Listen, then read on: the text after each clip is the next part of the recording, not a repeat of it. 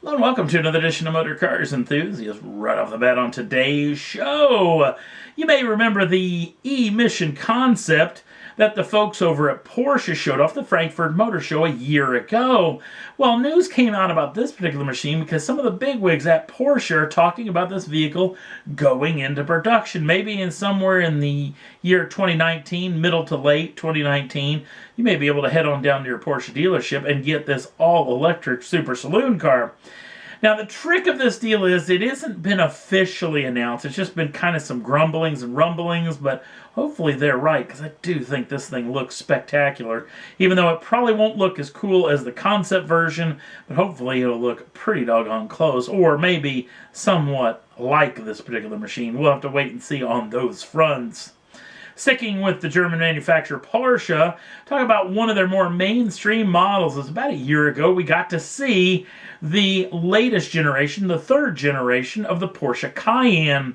And now we get to see the first ever turbo edition of this vehicle inside of the third generation. Now, gone is the 4.8-liter twin-turbocharged V8 in favor of a 4-liter twin-turbocharged V8.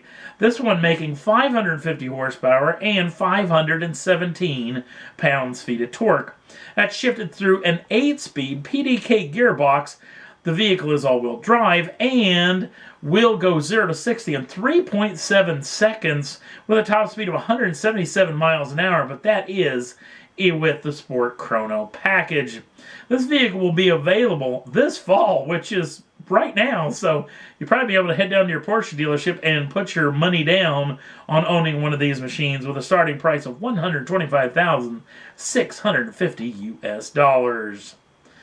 Next up on the list, Audi's showing off this fantastic limited edition model for the first time ever, allowing people, the masses, to drive an Audi R8 like it's never been driven before, because this is an R8 for purists, is that way Audi's is calling it.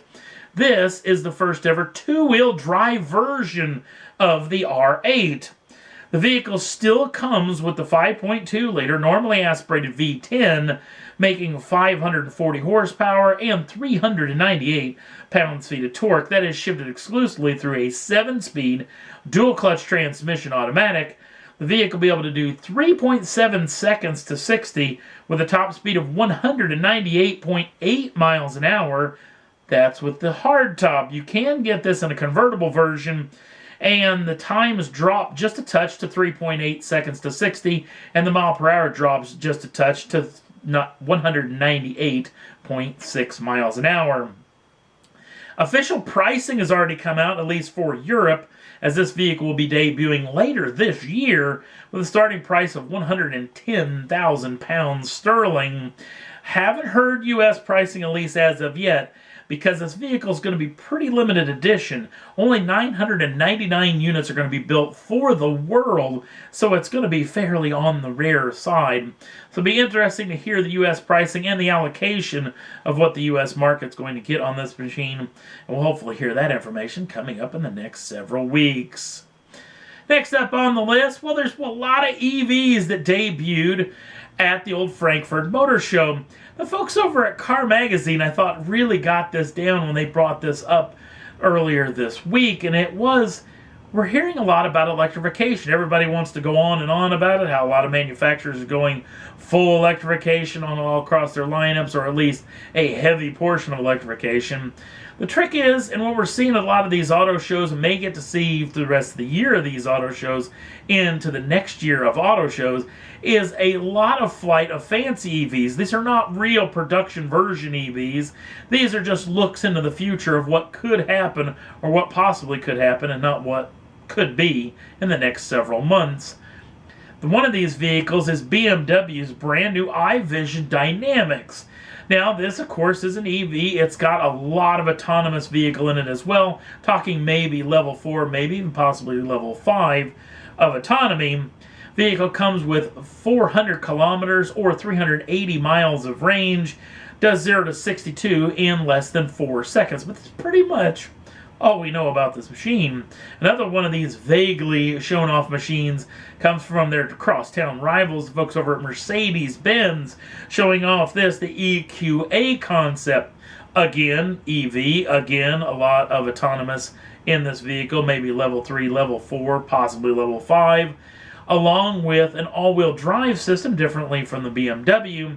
The vehicle has 2 electric engines and has upwards of 250 miles of range. This thing's real kicker is the lighting system itself. All the blue striping across the lower front half of the vehicle, along the sides and the front of the vehicle as well, actually illuminate in pretty cool ways, which I think would kind of kill off some of the range of this vehicle, trying to run all those lighting systems.